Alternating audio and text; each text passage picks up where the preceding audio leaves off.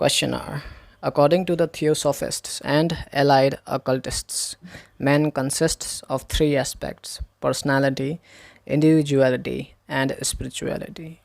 Beyond spirituality lies divinity. The personality is strictly temporary and valid for one birth only. It begins with the birth of the body and ends with the birth of the next body.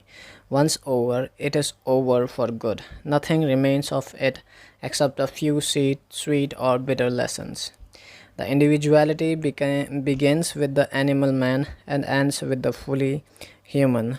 The split between the personality and the individuality is characteristic of our present day humanity. On one side, the individuality with its longing for the true, the good, and the beautiful. On the other side, an ugly struggle between habit and ambition, fear and greed, passively and violence. The spirituality aspect is still in abeyance. It cannot manifest itself in an atmosphere of duality. Only when the personality is reunited with the individuality and becomes a limited, perhaps, but true expression of it, then the light and love and beauty of the spiritual come into their own.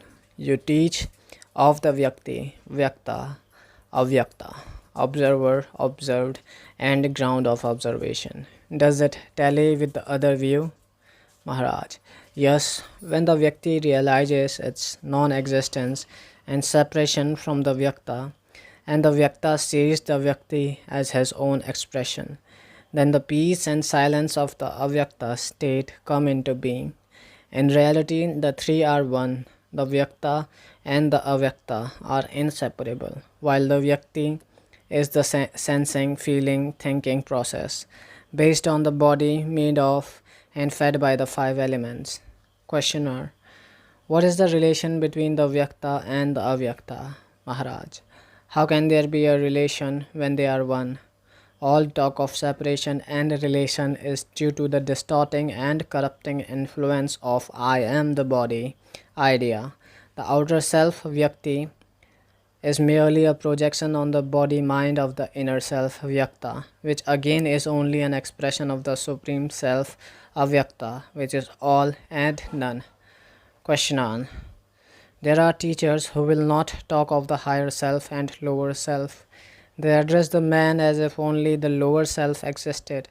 Neither Buddha nor Christ ever mentioned a higher self.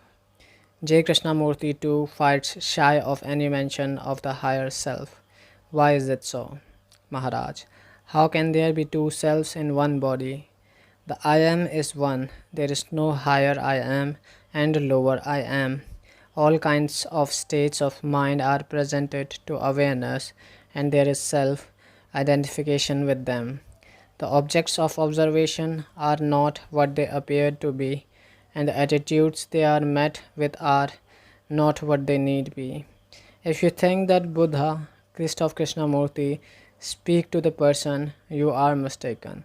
They know well that the Vyakti, the outer self, is but a shadow of the Vyakta, the inner self, and they address and admonish the Vyakta only.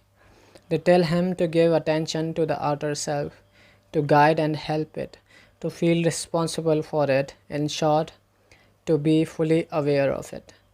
Awareness comes from the Supreme and pervades the inner self. The so-called outer self is only that part of one's being of which one is not aware. One may be conscious, for every being is conscious, but one is not aware. What is included in awareness becomes the inner and partakes of the inner. You may put it differently.